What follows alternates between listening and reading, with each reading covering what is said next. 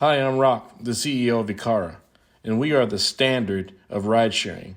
In 1 year, we built an app, got 2,000 members, and generated over $100,000 in revenue. And these are my stories, and this is how we did it.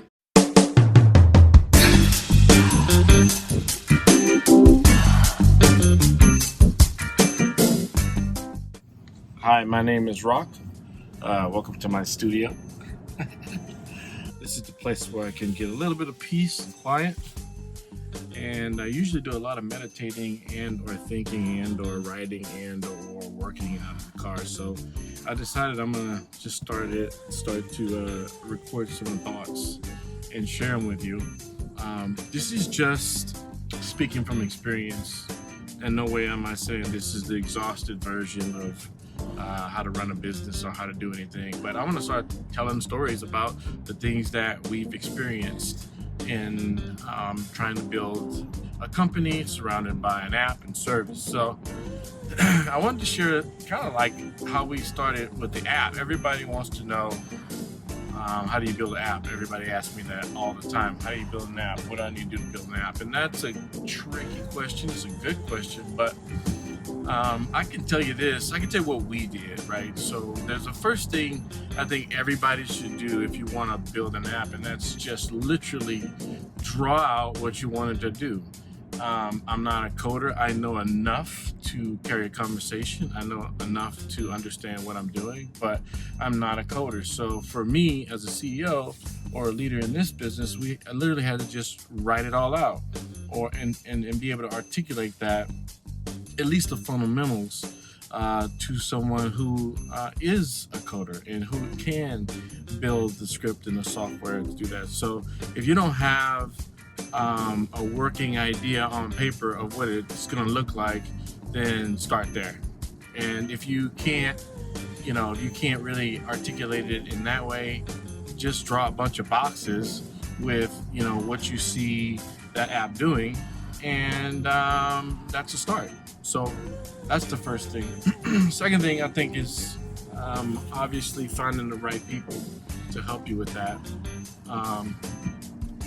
I interviewed about 50 people before we got the person that we got, and I'm glad that I did that because I learned something, and that is sometimes the people that you may not necessarily think are the best fit probably are. And I say if you're gonna find somebody to help you, no matter what the app is, it needs to be somebody who's passionate about it. Because like if they're not, they're just in it for the money, and eventually you're gonna have problems and not gonna last.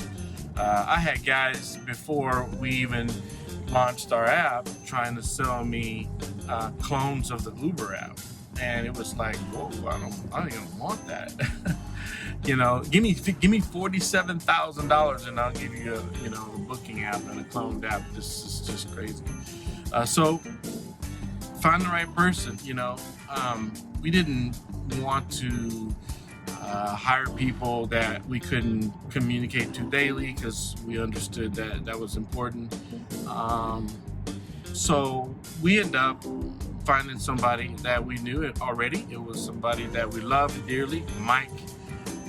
My boy Mike Carpenter is just flat out genius. I'm gonna tag him in this post, and he's gonna probably hate it, but Mike is a full stack developer who's killed it with our platform and really has organized our software in a manner that's very, very respectable and honorable and great. So we find somebody who is passionate about your project, not just for money. That's one important really important thing. And then also too, like what's really, really, really, really important that people sometimes overlook, and that is you may have a coder, you may have got an idea down, you may be even writing through an app, you may be even done with the app. The fact is, if you don't have a way to test it, you got nothing.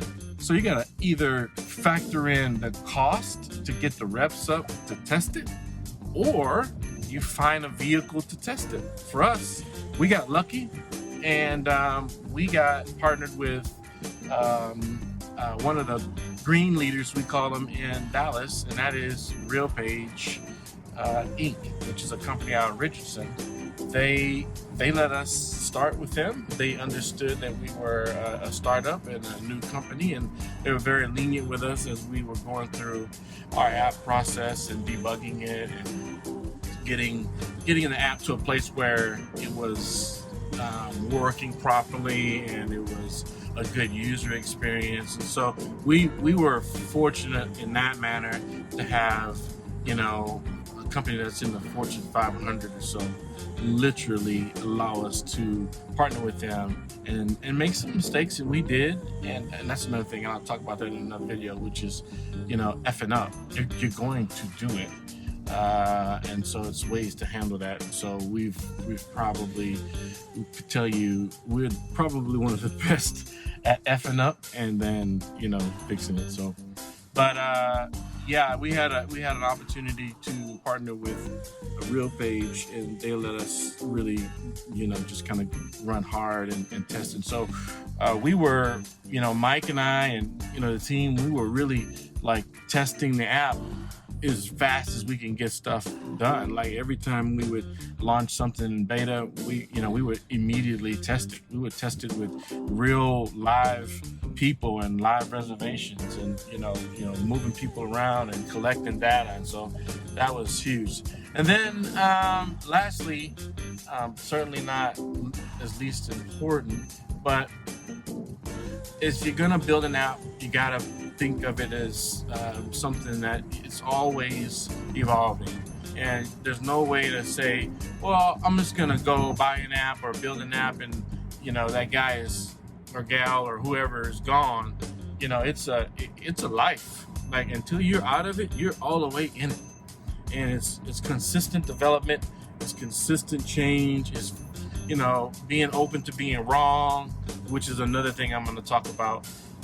Because if we were not open to being wrong, we would have failed miserably with the first idea we had, which is very similar to some of the startups out there now, which was using some newer cars and creating an elevated experience. That's what it was. We felt like we needed to go better and deeper than that in the sense of cleaning up mobility. So we decided that the only way to do that is to commit to sustainable vehicles. So anyway, like I was saying, the last thing I was just mentioning is you know, really, really important. So those 4 things are kind of key to building an app, especially the last one. Like you gotta be committed to changing it and making it better. Just so you know, we went through 15 versions of our app in the first beta. We're on version 4 almost of it now. So hope that helps somebody. I'm gonna try to bring value with these videos, and I'm gonna try to keep them under 10 minutes. I think I am now, and I've said all I need to say, so I'm out. Peace. Speaking from experience. That's it. Till next time.